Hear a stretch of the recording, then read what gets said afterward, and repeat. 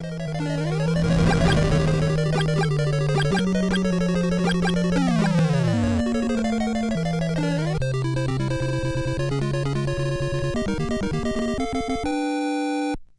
I'm now joined by Faith Goldy from the Rebel Media, and she's actually about to set me straight on an issue.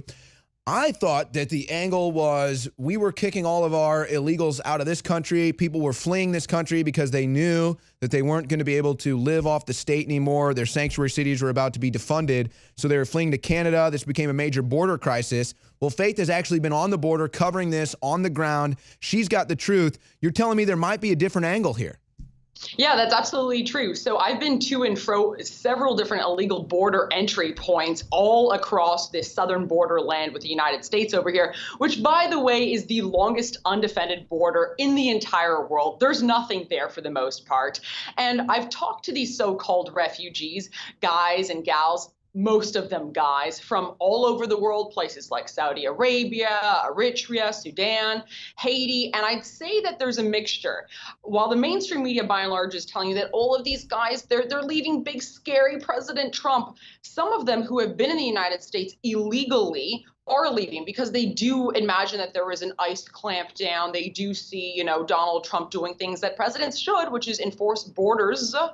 But there's another cohort of people who are coming through the United States through mostly human trafficking rings or through known pathways, essentially, from these other jurisdictions just because they've received our post-nationalist, pro-globalist Prime Minister's call, which is basically Canada's open for business. You don't need to deal with our border agents. You don't need to go through screening, and you sure as heck don't need the paperwork. Just walk right into our country, and we're happy to have our federal agents act as your bellhops and carry your very expensive and intact luggage. Well, no, and that's absolutely key because now it's draining your guys' infrastructure, and you've got problems where you've got these camps where they're supposed to be all these asylum seekers are overflowed. They don't know what to do. So now they're sending them to schools. They're sending troops to the border.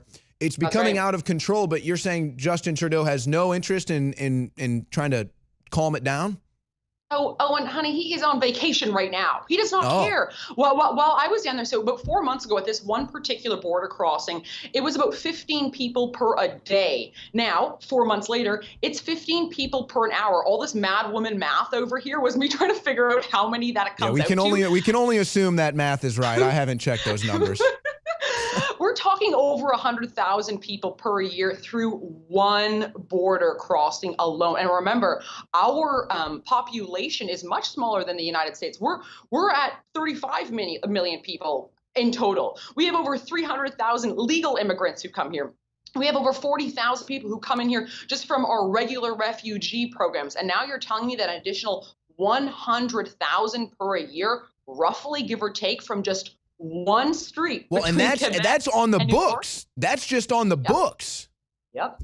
It's insane what's happening right now. But this is so what I think would be interesting to your audience is the fact that our Prime Minister, self-styled feminist Justin Trudeau, has gone to bed in a very public way with George Soros, specifically his Open Society Foundation. They held a joint meeting with Immigration Canada on the letterhead alongside Open Society Foundation on the topic of refugees in Canada, both of which decided, hand in hand, what we're going to do is bring more people, bring the third world into this welfare state that exists. So Justin Trudeau has said that he is a post-nationalist. He believes in a post-national world. He is the globalist poster boy, and he is literally turning an amazing country with so many beautiful resources, good people, and an excellent system to make sure that the least well-off in society are indeed cared for. He's turning that on its head, and he is exploiting it for people who essentially are opportunists who are looking to come here. Yeah, but that's what all the multicolored hair unicorns from Canada want, so I don't understand why that's a big deal.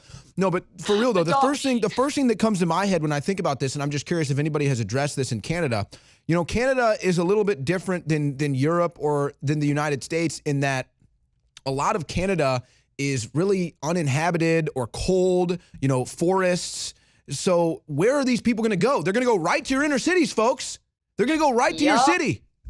Yep, you got that 100% right. Look, Canada right now, in comparison to any other country in the entire world, is facing the quickest rate of ethnic change. Most of our cities are already, majority minority. There is a massive demographic shift that has already occurring, and that basically within less than a century, we're looking at a toppling of demographics, a literal headstand. But this is if we keep along, the usual pace. We have now accelerated everything, and you are 100% right in saying that these people are all moving to our big cities. That's great. Yeah, we've got a lot of icebergs up here. We've got a lot of, forests, but these people aren't going to be setting up little shanty towns and lean-tos and teepees in our forests. They are going to be moving where they already are, which is inside our hotels, our government housing, and immersing within, shall I say, regular Canadian society. And what that is leading to, besides, from a racial standpoint, something that many demographers would call white flight, but it's leading to Canadian parent cultures fleeing the cities because they say, well, I don't want to be here anymore. What were once the slums at the periphery of our cities, the east and west, are now creeping inwards and inwards. And I work hard for my money. I pay my taxes. I'm a good person. And sorry, I just don't want to raise my kids here anymore. And it's happening to many of our larger suburbs, and it's now happening to our bigger cities. This is an absolute inversion of organic growth and change. I'm not against change in societies, and just they should be happening at a slower and natural pace. That's not what this is. It's a manufactured crisis, and our Prime Minister is off right now on our left coast twiddling his thumb with his wife and children on the taxpayer's dollar, as opposed to actually tending to his border, which he, without mandate, has erased. Well, that's when he's not getting completely embarrassed and shunned at the G20 summit when he had no idea what he was doing there. But, I don't think that they think ahead. I mean, again, I want to go back to this school issue. So now you've got all of these school boards that are working to create space in the classroom for these newly arriving asylum seekers, these newly arriving refugees, newly arriving migrants, however you want to phrase it. But they don't think about what this is doing to the classroom. They don't think about the damage that this does to the classroom. Look, I'm not against these kids getting educated. I'm sad that these kids, are perhaps coming from a third world where they don't have first-class education. But you have to understand, when you dilapidate first world education with this, it just brings it down. How can you expect a young kid in a classroom to have all these new things being thrown at them, the teacher saying, hey, these are these people, they may not know your language, this, that, the other thing. How can they focus on work? How can they learn anything? Right, absolutely. Look, I get it. My heart breaks too when I see a little baby from wherever they are in any sort of pain or need. I will say that with an asterisk, I'm not convinced that all these people are indeed in need. But that all being said, emotion has no place in public policy. When you're talking about the school issue, I'm so happy that you brought that up. A few different things. First of all, these self-styled refugees, not ones that we chose, ones that have just decidedly walked into our country, or unlike, say, our usual immigrants. Our immigrants come to this country based on a points system. We choose them because they are educated. We choose them because they can contribute, perhaps because they have at least one of our two official languages, right? These people, we don't know what the heck they're bringing. But quite apart from that, what we do know is that when it comes to our Syrian refugees, the ones that we did choose from a war zone, what we have seen— Which, by the way, Syrian refugee just arrested in Germany for a war crime. Go ahead. Oh, yeah, no, absolutely. And that's actually lock and step with what we found here. The Rebel.media, I did several reports, exclusive reports that no one else wanted to touch, based on email transactions between school boards and teachers on the ground of how these Syrian refugee children are integrating within our schools. And Owen, for a second, let me tell you what we found. We found boys and girls asking for segregation in the classroom. We saw them celebrating the Brussels bombings. We saw sexual harassment. We saw little boys choking Canadian boys with chains. We saw them telling teachers that because they didn't believe in Allah, that they deserved to die. I am missing so much, but the scale at which the integration is simply not happening is alarming. Why? Not because it's impossible, but because it is just, we're not equipped right now. We need more money and resources, but instead we're putting the cart before the horse. Faith, are you guys, is the Rebel, are you a voice in the wind out there? Are you guys a voice alone out there? Does anybody else feel that this is an issue? 20 seconds. The people are with us, but the mainstream would rather turn a blind eye. And I'll tell you, that's why their numbers are decreasing and why we have over 850,000 subscribers on YouTube. Check it out. 850,000 people. Hey, do the math on your board. All right. You can subtract however many they have versus you have, and you can see that's how much more you have. Faith Goldy, she's breaking all this down, folks. We're closing our borders. We want a country. Canada and Justin Trudeau, they'd rather have unicorn rainbow socks.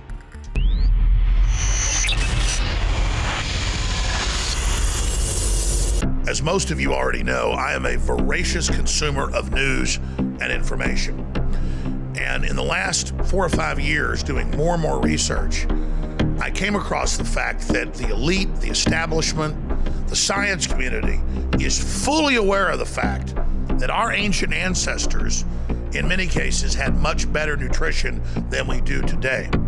And our ancient ancestors sought out the bones of the animals that they were hunting, killing, and then processing. And that they went for the bones first, knowing that they were full of the vital essence in the marrow, but also in the bone structure itself.